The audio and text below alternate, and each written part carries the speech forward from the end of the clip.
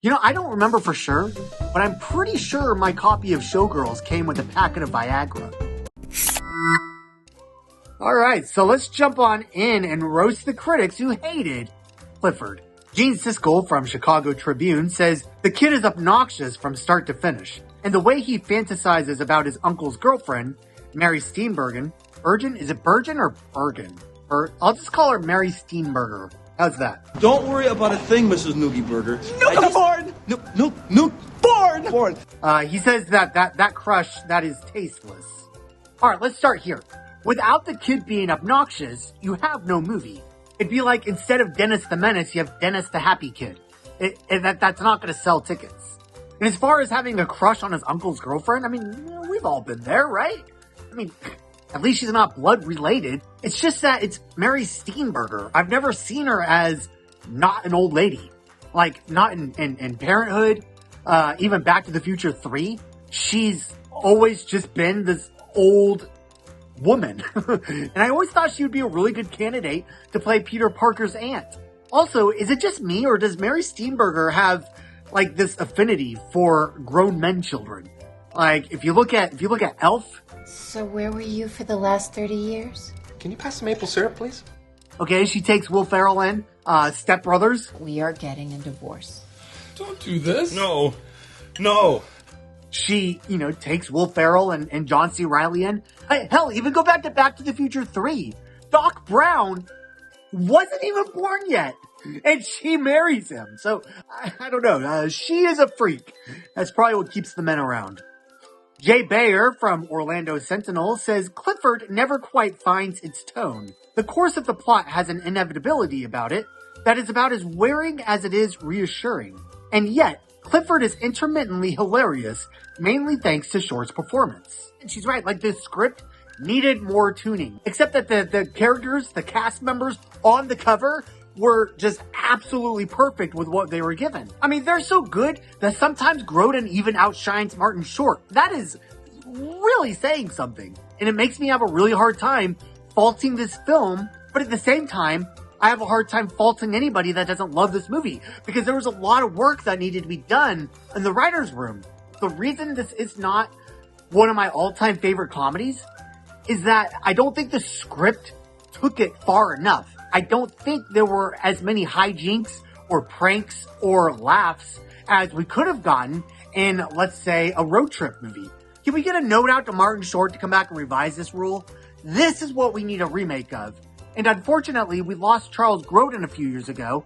So maybe, I don't know, Steve Martin can step in? That would be awesome. Let's just get the contracts out now and let's work on that remake, huh? Renee Schoenfeld from Common Sense Media says, witless slapstick with leering obnoxious man-child. Well, if that's the premise of the movie, sign me up and stick my ticket in my back pants pocket, because I will be the first in line to see that movie. Sorry, Renee, I don't think you and I ever would have stood a chance. I'd have gone to see this movie while Renee stayed at home to watch Touched by an Angel. Sadly, I think Clifford and his uncle's girlfriend had a better chance than me or Renee. Oh well, check please, moving on. Jonathan Rosenbaum from Chicago Reader says, now let's have a show of hands. How many of you want to see Martin Short play a 10-year-old brat who makes everybody miserable and winds up staying with his uncle, Charles Grodin, in Los Angeles for a week?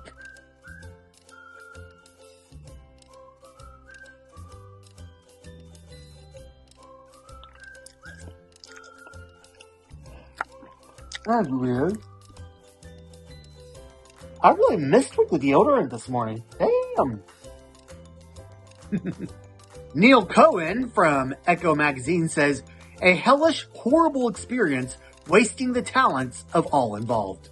Oh, Neil. Relax. You're fine, Neil. Neil, you're fine. It's okay, Neil. It's okay. Neil. It's fine, my man. It's okay. God, get a sense of humor, huh?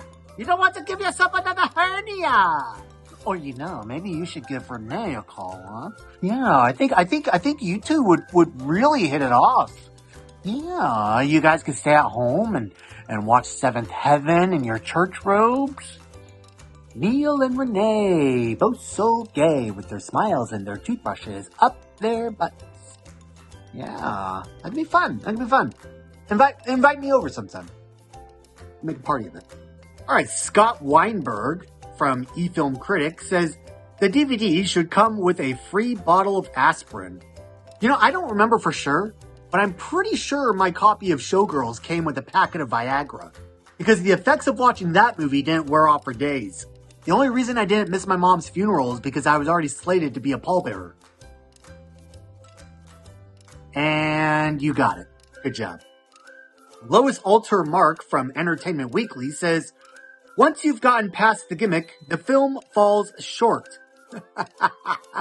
I get it, because Martin's short. He falls at some point in the movie. That's cute. Yeah, this movie made me stupid. Let's check out an audience review. No Name gives it 1.5 stars and says, crap then, crapper now.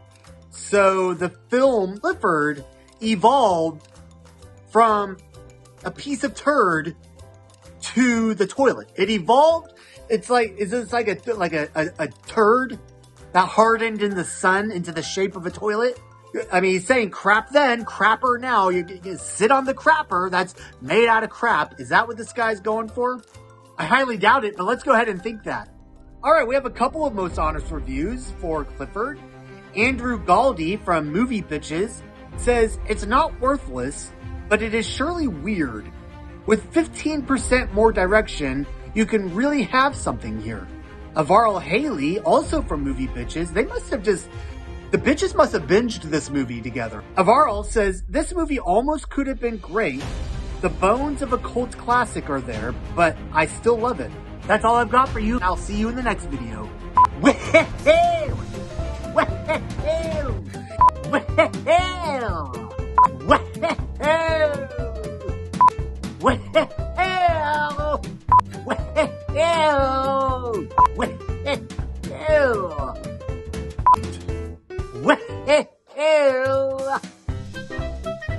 If that's the premise of the movie, sign me up and stick my ticket in my back.